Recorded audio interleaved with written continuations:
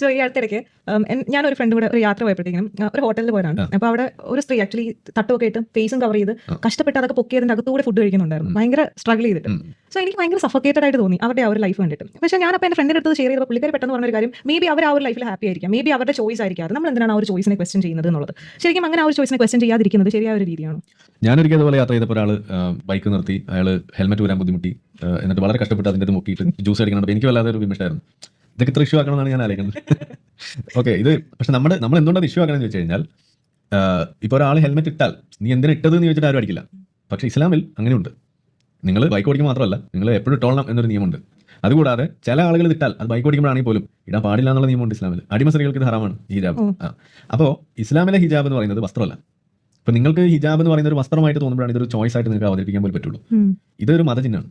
ഈ മതചിഹ്നം ഒരു പർട്ടിക്കുലർ ഒരു കാരണമുണ്ട് അതിന്, ആർക്കാ പറ്റുക എന്നുള്ളത് പറഞ്ഞത്. അതിനൊരു ഡെഫിനിഷൻ ഉണ്ട്. ആ ഡെഫിനിഷൻ വെച്ചിട്ട് വേണ്ടേ നമ്മളതിനെ കാണാൻ. ഇപ്പോൾ നിങ്ങൾക്ക് ഹിജാബ് ഇടുന്നതിന് പകരം നിങ്ങൾക്ക് ഇപ്പോൾ ഒരു ടീഷർട്ട്, ഒരു ഹൂഡി ടീഷർട്ട് ഇട്ട് നടക്കാൻ പറ്റും. ഞാൻ ഹിജാബ് ഇട്ടെന്ന് പറഞ്ഞു കഴിഞ്ഞാൽ ഏതെങ്കിലും കാക്കാൻ സമ്മതിക്കും? ഇല്ല.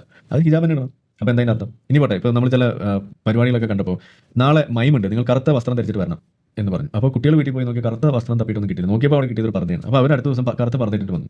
അപ്പോൾ അവർ കറുത്ത പർദ്ദ ഇട്ടിട്ട് മൈമ ചെയ്തുകൊണ്ടിരിക്കുമ്പോൾ കാക്കാമാർ ഇളകി വന്ന് കൂടെ വന്ന് അവിടെ കരാവ് ചെയ്യുന്നു. പ്രിൻസിപ്പാളെ അവിടെ പിടിച്ച് കൂട്ടിയിടുന്നു. അവർ പറഞ്ഞ എന്താണ്, ഞങ്ങളുടെ മതത്തെ അവഹേളിച്ചു എന്നാണ് പറയുന്നത്. ഒരു കറുത്ത വസ്ത്രം ഇടുമ്പോൾ എങ്ങനെ മതത്തെ അവഹേളിക്കുന്നതാവുന്നത്?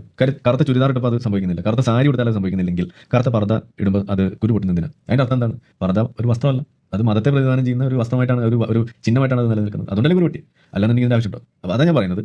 ഇത് മതചിഹ്നമാണെന്ന് പറയുമ്പോൾ മനസ്സിലാവില്ല. അത് മനസ്സിലാവണമെന്നുണ്ടെങ്കിൽ നിങ്ങൾ ഇതുപോലുള്ള ചില സാധനങ്ങൾ ചെയ്താൽ മതി. അപ്പോൾ നിങ്ങൾക്ക് മനസ്സിലാവും ഇത് മതവസ്ത്രമാണോ അതോ മതചിഹ്നമാണോ അതോ വസ്ത്രമാണോ എന്നുള്ളത്. ഇത് വസ്ത്രമല്ല ബേസിക്കലി. അതുകൊണ്ടാണ് നമ്മൾ ചില മുസ്ലിങ്ങൾ പോലും ഇത് തട്ടമല്ലേ മക്കനല്ലേ എന്നൊക്കെ പറഞ്ഞിട്ട് ടോട്ടെ എന്നൊക്കെ പറയുന്നത് നമുക്ക് യോജിക്കാൻ കഴിയുന്നത്. ഇതിനകത്തൊരു ക്ലിയർ സ്റ്റാൻഡ് വേണം.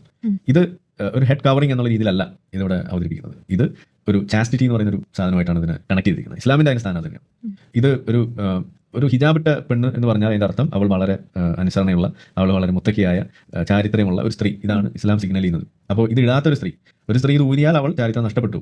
ഇത് ഇടാത്ത സ്ത്രീകൾ, ഹിന്ദുക്കൾ അല്ലെങ്കിൽ മറ്റുള്ള ആളുകൾ, അവർക്ക് ഇതൊന്നും ഇല്ല, അവർ you can even rape her എന്നുള്ള രീതിയിൽ ആ സിഗ്നലിംഗ് തന്നെയാണ് കൊടുക്കുന്നത്. അതുകൊണ്ട് തന്നെയാണ് അറബ് രാഷ്ട്രങ്ങളിൽ പലതിലും ഈ ഹിജാബ് ഇടാത്ത ആളുകളെ EUT ചെയ്യുന്നത് വലിയൊരു കോമൺ സംഗതിയാണ്. ചില റിപ്പോർട്ട്സ് പ്രകാരം ഈജിപ്ത് അതുപോലെ ഇറാൻ പോലുള്ള രാജ്യങ്ങളിൽ 60% സ്ത്രീകൾ ഒരിക്കലെങ്കിലും അവരുടെ ജീവിതത്തിൽ ഒരു റേപ്പ് അറ്റംപ്റ്റിന് വിധേയരായിട്ടുള്ള ആളുകളാണ്. എന്നുവെച്ചാൽ ഇതുപോലുള്ള കോൾസ് ആൻഡ് ഇതുപോലുള്ള സാധനങ്ങൾ. ഇതാണ് അവിടുത്തെ യാഥാർത്ഥ്യം. ഇത് ഇങ്ങനെയൊന്നല്ല പൊതുസമൂഹത്തിലുള്ളത്. ഇത് കൊടുക്കുന്ന സെൻസ് ഇതായതുകൊണ്ടാണ്, ആ ഒരു സിഗ്നൽ അങ്ങനത്തെ ആയതുകൊണ്ടാണ്. അതുകൊണ്ടാണ് നമ്മൾ എതിർക്കുന്നത്.